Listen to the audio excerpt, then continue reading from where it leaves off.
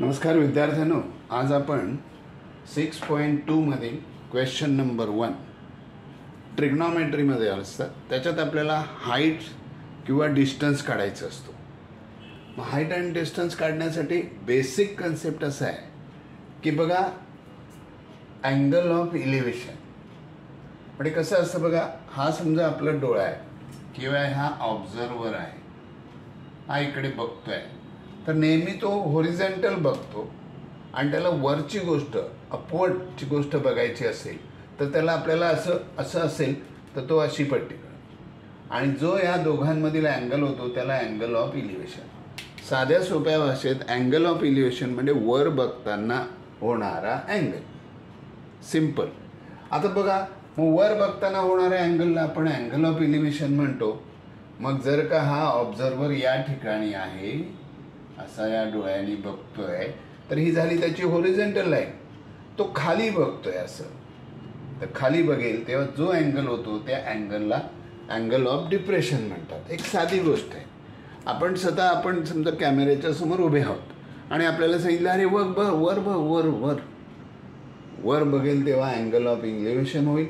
अर्थात बघ खाली झुळझुळ दिसतं तर अँगल ऑफ डिप्रेशन होईल.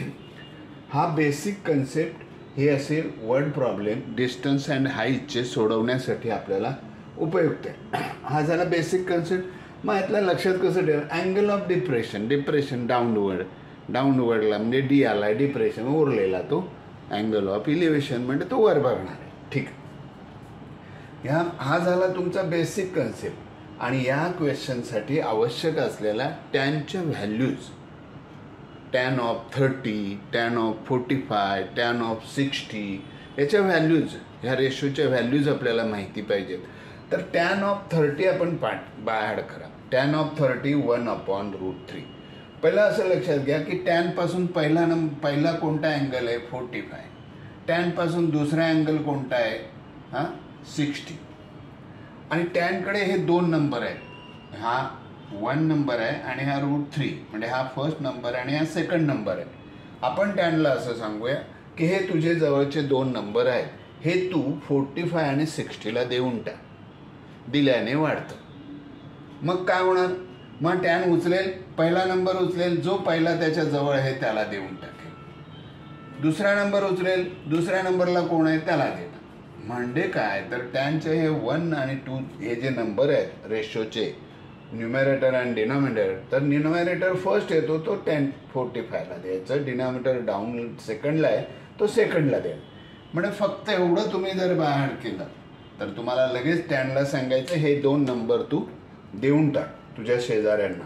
मग पहिल्याला तू ह्याला देणार, मग ह्याला देणार. हे लक्षात ठेवा. हे जर लक्षात ठेवलं तर यावरचे प्रश्न खूप सोपे आहेत.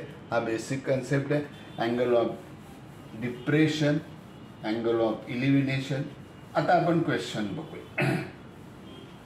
अँगल ऑफ इलिव्हेशन आणि अँगल ऑफ डिप्रेशन. क्वेश्चन असा आहे बघा. A person is standing at the distance of 80 metre from the church looking at its top. The angle of elevation is 45 degree. Find the height of church. अशा प्रकारे मी यासाठी कसं असतं की आपल्याला या ठिकाणी चर्चला आपण एक सेगमेंट घेऊया. हे बघा,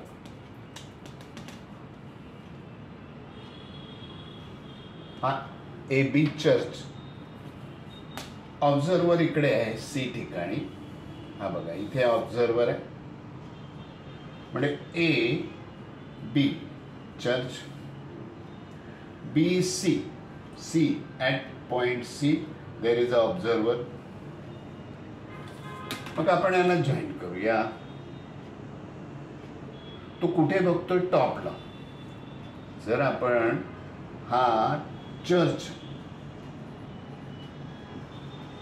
आणि हा ऑब्झर्वर आहे, मग हा इकडे वर बघणार ना टॉप बोलल्यावर. आणि यामध्ये त्यांनी दिलेलं आहे बघा, looking at its top the angle of elevation is 45 degree. झालं म्हणजे आपल्याला थिटा मिळाला 45. हा चर्चची हाईट दिली का बघा, नाही, डिस्टन्स दिलाय. Person is standing at distance of 80 meter from church.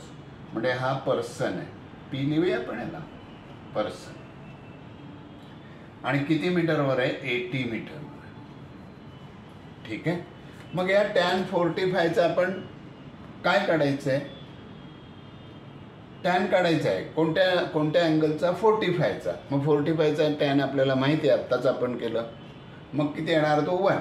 मग बघा या फिगरमध्ये जे आपण स्वतः डायग्राम काढतो त्यामुळे आपल्याला इथे त्याचं थोडंसं डिस्क्रिप्शन दिलं पाहिजे. AB is church. Person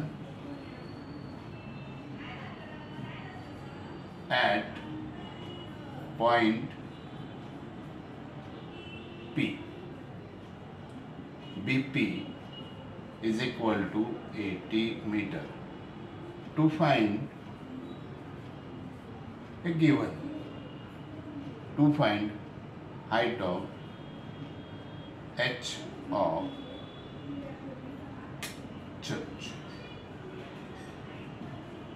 Finish. एवढा एक सिंपल क्वेश्चन आहे. एवढं जरी लिहिलं पाहिजे. मग काय बघूया आपण इथे? म्हणा फ्रॉम फिगर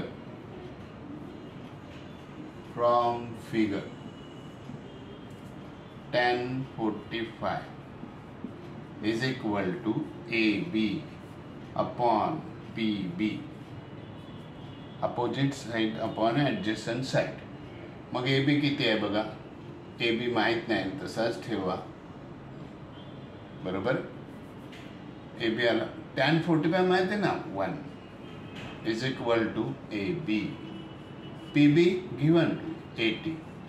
चला 80ला सांगा इकडे, तो येणार 1 into 80 is equal to AB. Therefore AB is equal to 80 meter.